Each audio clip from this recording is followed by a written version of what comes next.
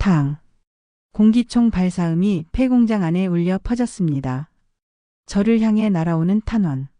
그 순간 누군가 제 앞을 막아섰습니다.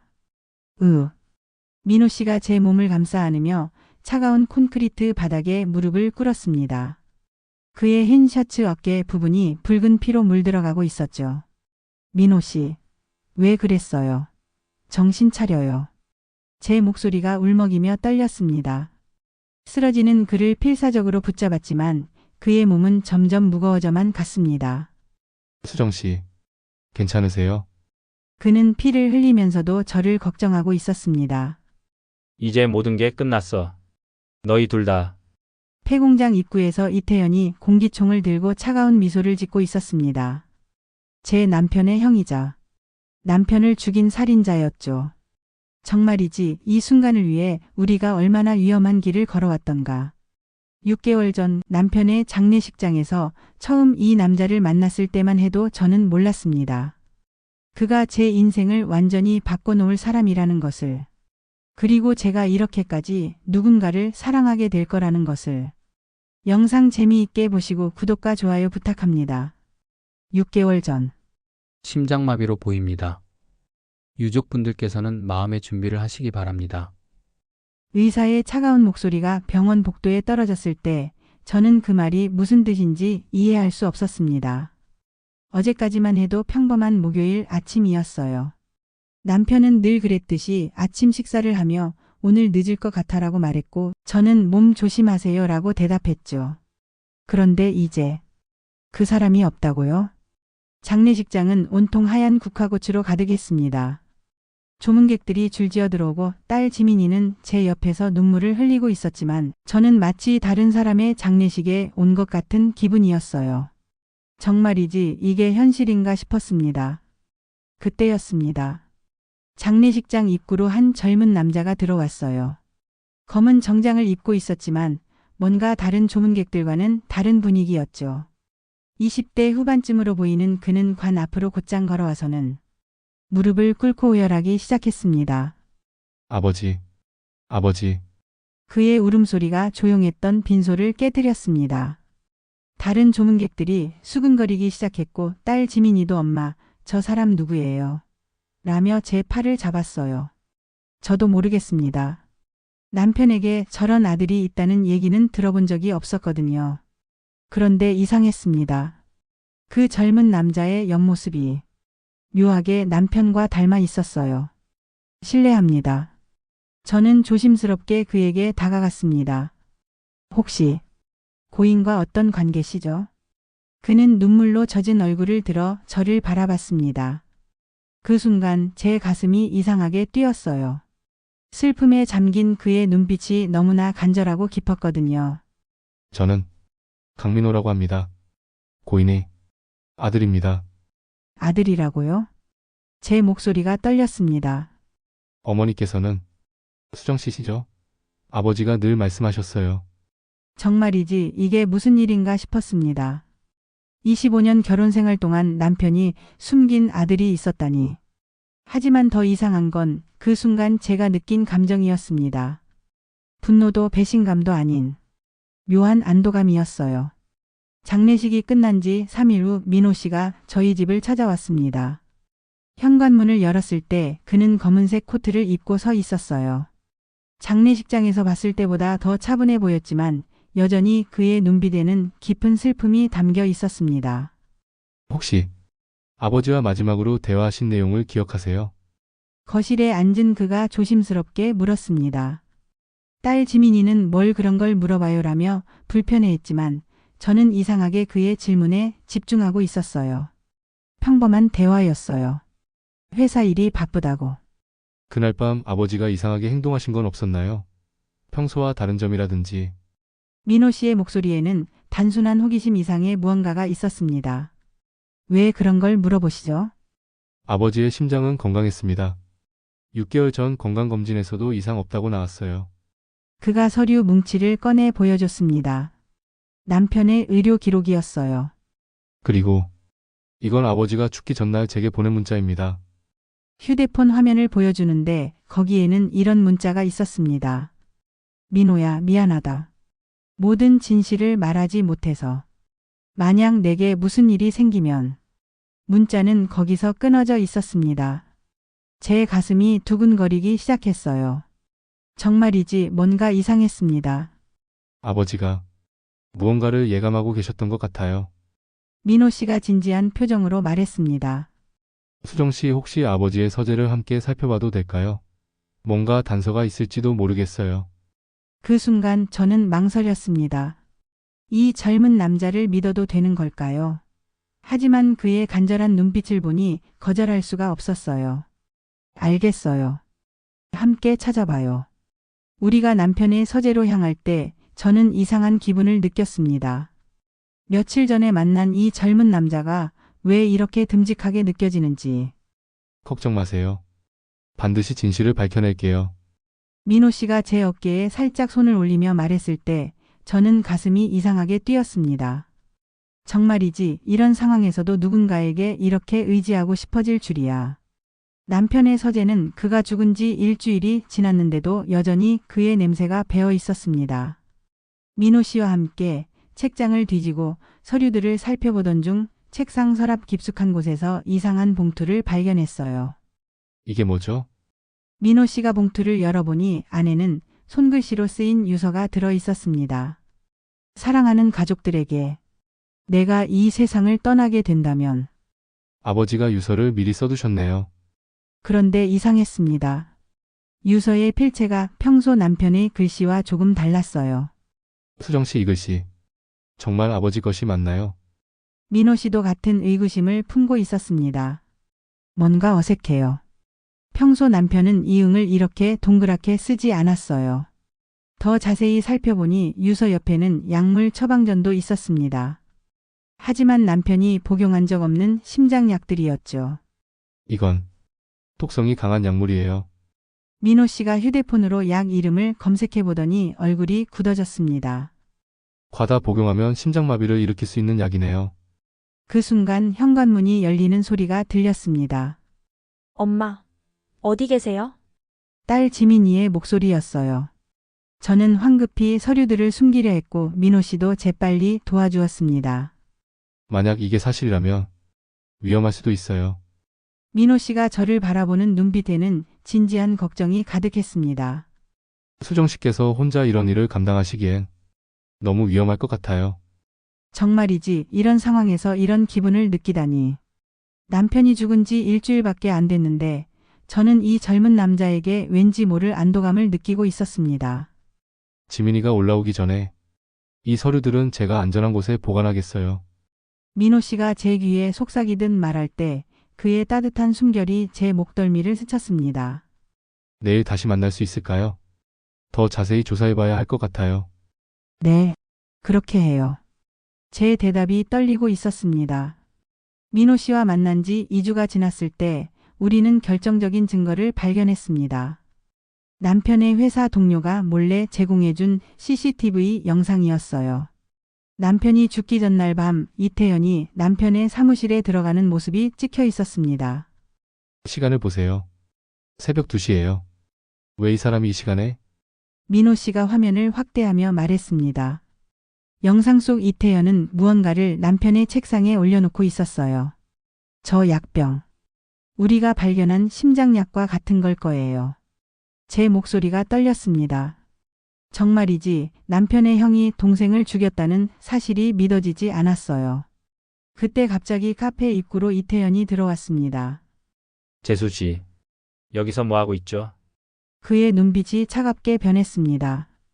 특히 민호 씨를 보는 시선에는 저기가 담겨 있었죠. 그리고 넌 태준이 사생아지?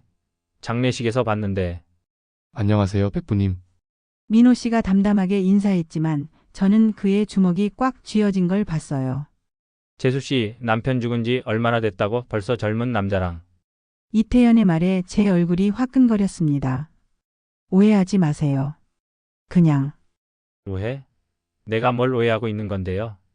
그 순간 민호 씨가 제 앞을 막아섰습니다. 수정 씨에게 그런 식으로 말하지 마세요. 뭐? 이 녀석이 지금. 이태연이 화를 내려 할 때 민호 씨가 조용히 말했습니다. 팩부님이 아버지 사무실에 새벽 2시에 왜 들어가셨는지 궁금하네요. 그 말에 이태연의 얼굴이 순간 하얗게 변했습니다. 너, 뭘 알고 있는 거야? 아버지를 죽인 게 팩부님이시죠? 카페 안이 순간 조용해졌습니다. 다른 손님들이 우리를 바라보기 시작했어요. 미친 소리 하지 마. 내가 동생을 왜 죽여? 하지만 이태연의 목소리는 이미 떨리고 있었습니다. 회사 경영권 때문이겠죠. 그리고 아버지가 유원장을 바꾸려 했으니까. 민호 씨가 차분하게 말하자 이태연이 갑자기 일어섰습니다. 너희들, 조용히 안 하면 후회하게 될 거야. 그는 무언가 위협적인 말을 남기고 카페를 나갔어요.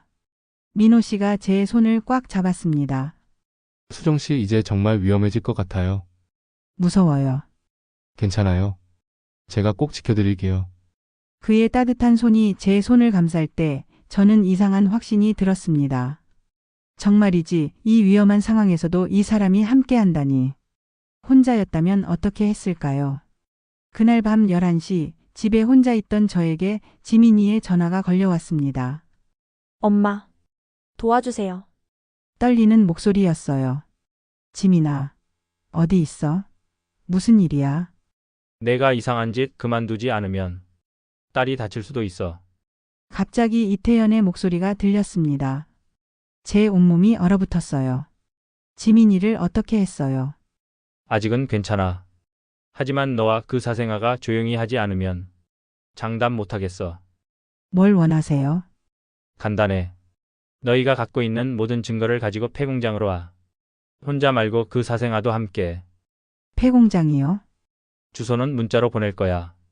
1시간 안에 와. 늦으면 딸이 어떻게 될지 몰라. 전화가 끊어졌습니다. 손이 덜덜 떨리며 민호 씨에게 전화를 걸었어요. 민호 씨, 지민이가. 이태연이 지민이를 진정하세요. 무슨 일이에요? 폐공장으로 오라고 해요. 증거를 모두 가지고. 함정이에요. 가면 안 돼요. 하지만 지민이가 제 딸이 민호 씨가 잠시 침묵하더니 말했습니다. 알겠어요. 함께 가죠. 정말 함께 가셔야 하나요? 너무 위험해요. 안 됩니다. 수정 씨를 혼자 보낼 수 없어요. 민호 씨. 이런 위험한 일에 왜 이렇게까지. 아버지가 가장 소중히 여기셨던 분이잖아요. 그의 담담한 말에 저는 고마움을 느꼈습니다. 무사하셨으면 좋겠어요. 나중에 다시 얘기해요. 지금은 지민 씨를 구하는 게 먼저예요. 30분 후 민호 씨가 제 집에 도착했습니다. 준비됐어요. 무서워요. 괜찮아요. 제가 꼭 지켜드릴게요. 만약 우리 둘 다 위험해진다면 그런 일은 없을 거예요. 반드시 모두 무사히 돌아갈 거예요. 민호 씨가 제 손을 꽉 잡았습니다. 정말이지 이런 절체절명의 순간에도 이 사람이 함께 한다는 것만으로도 힘이 났어요. 하지만 동시에 두려웠습니다. 제가 의지하게 된 이 소중한 사람을 잃을지도 모른다는 생각에 1시간 후 우리는 을씨년스러운 폐공장 안에 서 있었습니다. 들어와. 이태연의 목소리가 공장 안에서 울려 퍼졌어요. 지민이가 기둥에 묶여 있었고 이태연은 공기총을 들고 서 있었습니다. 엄마, 지민이가 저를 보고 울부짖었습니다. 지민아, 괜찮니? 시간 내에 잘 왔네. 증거를 모두 가져왔어? 이태연이 차갑게 물었습니다. 여기 있어요. 지민이를 놓아주세요. 저는 가방에서 USB와 서류들을 꺼냈습니다. 잠깐. 이게 전부야? 폭사본은 안 만들었고? 이태연의 눈빛이 의심스럽게 변했어요. 폭사본은 없어요. 민호 씨가 말할 때 이태연이 갑자기 공기총을 들어 올렸습니다. 역시 믿을 수 없어. 너희 둘 다 여기서 끝내는 게 낫겠어. 안 돼요. 지민이가 소리쳤습니다. 아저씨, 제발. 우리 엄마한테 왜 이래요? 내 엄마가 없었으면 모든 게 조용히 끝났을 텐데. 이태연이 저를 겨냥하며 방아쇠에 손을 올렸을 때 탕! 그 순간 민호 씨가 제 앞을 막아섰습니다. 그의 어깨에서 피가 흘러나왔어요. 민호 씨, 왜 그랬어요? 수정 씨, 괜찮으세요? 피를 흘리면서도 저를 걱정하는 그의 모습에 제 가슴이 찢어질 것 같았습니다. 그 순간 저는 깨달았습니다. 안 돼요. 당신을 잃을 수는 없어요. 제 입에서 튀어나온 말이었습니다. 그제야 깨달았어요. 제 마음속에 언제부터인가 이 사람이 각인되어 있는 것을. 이제 모든 게 끝났어. 너희 둘 다. 이태연이 다시 공기총을 겨누려 할 때 갑자기 공장 밖에서 사이렌 소리가 들렸습니다. 이태연, 나와. 경찰의 확성기 소리였어요. 뭐야? 경찰을 불렀어? 저희가 아니에요. 그때 민호 씨가 힘겹게 말했습니다. 제가 미리 신고했어요. 위치 추적 앱으로 우리 위치를. 이 자식이. 이태연이 화를 내며 다시 공기총을 들려 했지만 이미 경찰들이 공장 안으로 들어오고 있었습니다. 무기를 내려놓으세요. 이태연 씨, 살인 혐의로 긴급 체포합니다. 모든 게 끝났습니다. 이태연은 수갑을 찬 채 끌려갔고 지민이는 무사히 구조됐어요. 앰뷸런스에서 치료를 받는 민호 씨의 손을 제가 꽉 잡았습니다. 정말 바보 같아요. 왜 그런 위험한 행동을. 저도 아버지처럼 당신을 지키고 싶었어요. 그의 말에 제 눈에서 뜨거운 눈물이 흘렀습니다. 정말이지 이 남자는 제 인생에 나타난 기적이었습니다. 1년 후 한강이 내려다 보이는 조용한 카페에서 저는 따뜻한 라떼를 마시고 있었습니다. 창밖으로는 봄볕이 환하게 들어오고 벚꽃이 흩날리는 모습이 보였어요. 1년 전 그 무서웠던 일들이 마치 꿈처럼 느껴졌습니다. 생각이 많으신 것 같네요. 민호 씨가 커피를 들고 제 맞은편에 앉았습니다. 어깨의 상처는 완전히 나았고 예전보다 더 따뜻한 미소를 짓고 있었어요. 이태연 선고 소식을 들었어요. 15년이라고 하더군요. 네, 당연한 결과죠. 이태연은 결국 남편 살해와 납치, 협박 등의 죄목으로 중형을 선고받았습니다. 모든 진실이 밝혀지고 나서야 저는 진짜 남편의 죽음을 받아들일 수 있었어요. 지민이는 어때요? 요즘도 어색해하나요? 많이 나아졌어요. 최근에 들어서야. 지민이는 처음엔 정말 이해하지 못했습니다. 아버지가 돌아가신 지 얼마 안 된 상황에서 낯선 사람이 자꾸 집에 오는 게 싫다고 했어요. 하지만 1년이 지나면서 민호 씨가 저를 어떻게 대해주는지 그리고 제가 예전보다 많이 밝아졌다는 걸 조금씩 느끼게 되었나 봅니다. 엄마, 요즘 많이 웃으시네요. 얼마 전 지민이가 한 말이었습니다. 수정 씨, 민호 씨가 조심스럽게 말을 꺼냈습니다. 네? 1년이라는 시간이 참 빨리 지나간 것 같아요. 네. 정말 많은 일들이 있었죠. 이태연의 재판, 남편의 진짜 죽음을 받아들이는 과정, 지민이와의 갈등. 정말 힘든 시간들이었습니다. 그런데 이상해요. 힘들 때마다 민호 씨가 옆에 계셔서. 그게 참 좋았어요. 제 고백에 민호 씨가 살짝 미소를 지었습니다. 저도 그랬어요. 수정 씨 곁에 있으면 마음이 편해졌어요. 창밖으로 한강이 유유히 흘러가고 있었습니다. 정말이지 이런 감정을 느낄 줄 몰랐습니다. 처음에는 그저 의지할 수 있는 사람이라고 생각했는데 언제부턴가 이 사람과 함께 있으면 마음이 따뜻해지고 있었어요. 민호 씨, 네? 혹시 이게 사랑일까요? 아직도 확신이 서지 않는 조심스러운 질문이었습니다. 잘 모르겠어요. 하지만 수정 씨와 함께 있으면 행복해요.